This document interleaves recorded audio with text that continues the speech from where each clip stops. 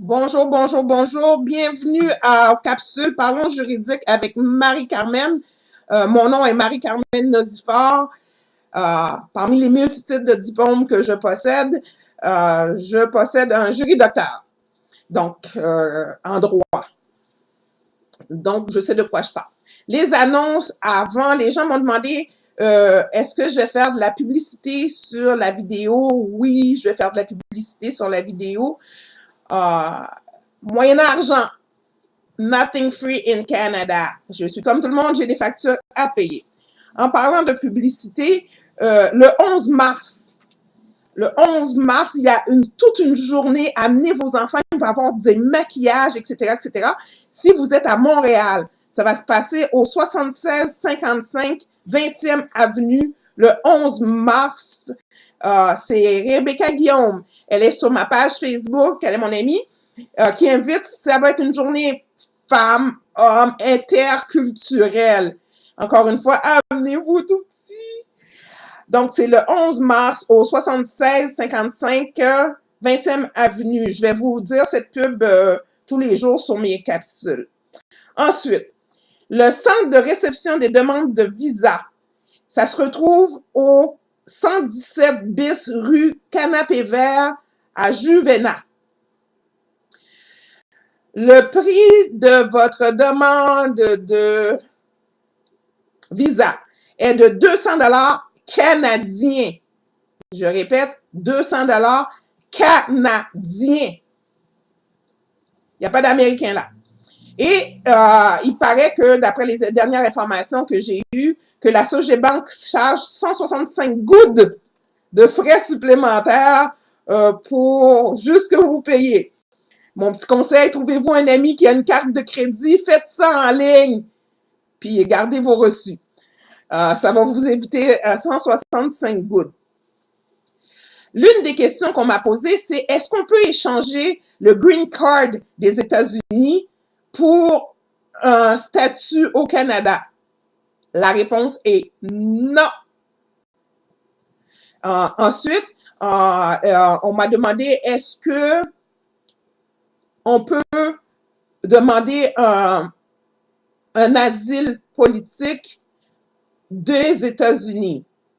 Premièrement, il y a une entente entre les États-Unis et le Canada qui fait que vous devez présenter votre demande d'asile de réfugié dans le premier pays où ce que vous mettez les pieds.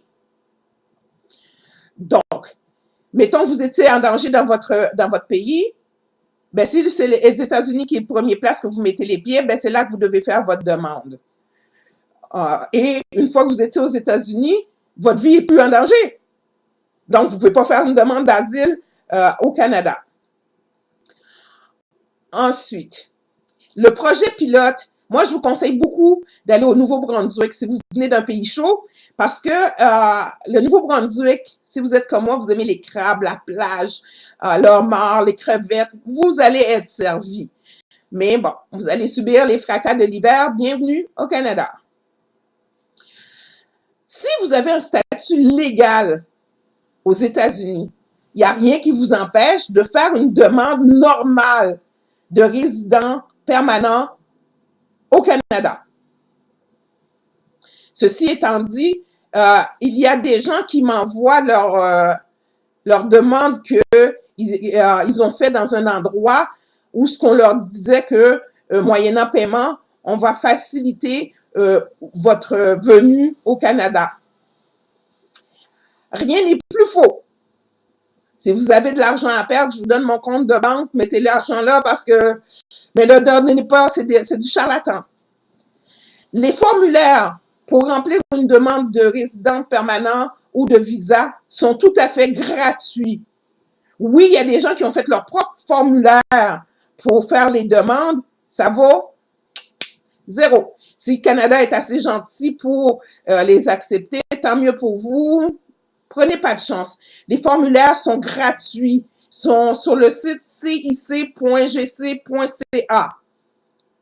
Toutes les informations sont là et ils sont gratuits. Vous ne pouvez pas envoyer d'argent à l'ambassade et l'ambassade n'acceptera pas votre paiement non plus. La seule façon que vous avez, c'est de demander à un ami qui a une carte de crédit, donnez-lui l'argent, là, OK? De payer pour vous en ligne. Comme ça, vous évitez les 165 gouttes de frais de la Bank. Je vais vous demander de faire partager la vidéo, s'il vous plaît, parce que je cherche, je ne veux pas dire son prénom parce que je pourrais confondre, je cherche le sénateur Dumont. Je cherche par tous les moyens du monde à rentrer en contact avec lui.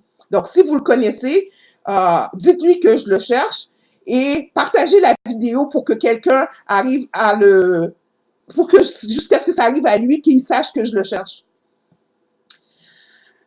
Maintenant, si vous voulez faire votre demande de visa, il y a une vidéo tout à fait gratuite qui vous montre étape par étape comment le remplir. On vous tient la main.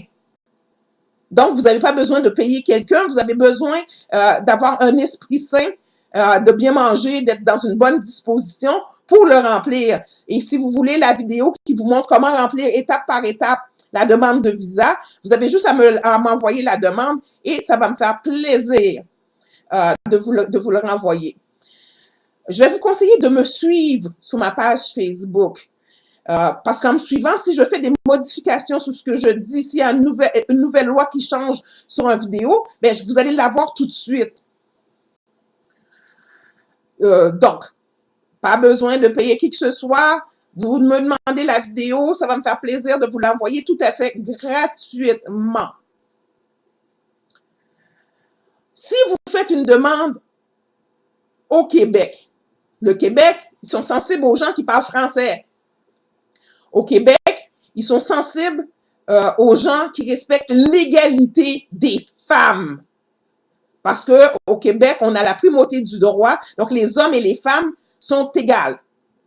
J'ai vu une entrevue de Michel Martelly où il parlait que on avait fait atteinte à l'intégrité, à l'honneur de son fils et de sa femme. Et je ne sais pas si on l'a regardé mal, mais tous ceux qui s'est senti obligés de dire, bon, la femme, c'est pas grave, OK? Alors que, en Haïti, la femme, c'est nous le pilier de la vie, c'est nous qui faisons tout. Les hommes font à peu près rien en Haïti, donc, si vous arrivez avec une attitude que vous n'avez pas aucun respect pour la gente féminine, ben, vous risquez de jamais l'avoir. Et donc, je disais donc, il faut aussi connaître qu'est-ce qui se passe dans le pays.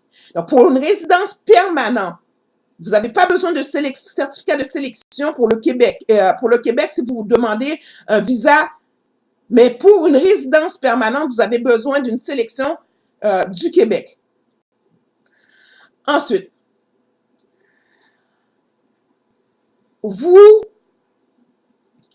la loi sur l'immigration vous permet de faire votre demande et il y a un certain délai et je ne sais pas le délai parce que ça dépend de où ce que vous êtes, etc. Il y a des pays où ce que vous devez donner votre ADN. Par exemple, en Haïti, vous devez donner votre ADN en plus d'avoir un certificat de police. Bon, pour le certificat de police, en Haïti, on sait comment ça marche. Mais vous devez donner votre ADN. Pourquoi l'ADN? C'est que pour ne pas que le Canada se retrouve avec des criminels qu'ils ont déportés, parce que quand on vous déporte, c'est que vous avez commis un crime au Canada. Pareil des États-Unis aussi. Quand vous êtes déporté, c'est un crime que vous avez commis. Il y a des exceptions, bien sûr. Tantôt, je vous parlais de l'entente Canada-États-Unis. Il faut que je vous dise qu'il y a des exceptions. Les exceptions à l'entente, c'est mettons que vous avez quelqu'un, votre père, votre mère, votre enfant, qui vit au Canada depuis 1 an. Ça, c'est l'exception de l'entente entre le Canada et les États-Unis. Ensuite, les autres questions que vous m'avez posées sont, je vous ai dit que vous n'étiez pas obligé d'acheter des formulaires. Il y a aussi beaucoup d'organismes qui vont vous aider gratuitement bien entendu, les gens de la Barbade, de la Grèce, du Bahamas, de la Nouvelle-Guinée. Vous n'avez pas besoin de visa pour venir au Canada, mais vous en avez besoin pour aller aux États-Unis. Okay? Donc, l'exception, c'est vraiment, vous avez un membre de votre famille, votre conjoint de fait, votre époux, votre tuteur légal, votre enfant, mère, père, frère, soeur, grand-mère, grand-père, votre oncle, votre tante, votre neveu, votre nièce. OK? Et que cette personne-là, c'est un citoyen canadien, un résident permanent ou quelqu'un qui a le statut de réfugié, puis qui a au moins 18 ans. Donc, vous avez, donc, ensuite, oui, il n'existe plus de programme spécial d'immigration au Canada pour les Haïtiens, les Mexicains, ni pour les personnes de toute nationalité. Depuis 2009, excusez-moi, depuis 2009, ça n'existe plus. Donc, si quelqu'un vous dit qu'un tel programme existe, OK, et qu'il a moyen de vous aider pour être admissible à ce programme, ben, si vous n'avez rien à faire avec votre argent, je connais des organismes de pauvres à qui vous pouvez le donner, mais ça n'existe plus depuis 2009. Donc, n'écoutez pas personne qui vous dit qu'il y a qu'il existe des programmes. C'est pas vrai. Par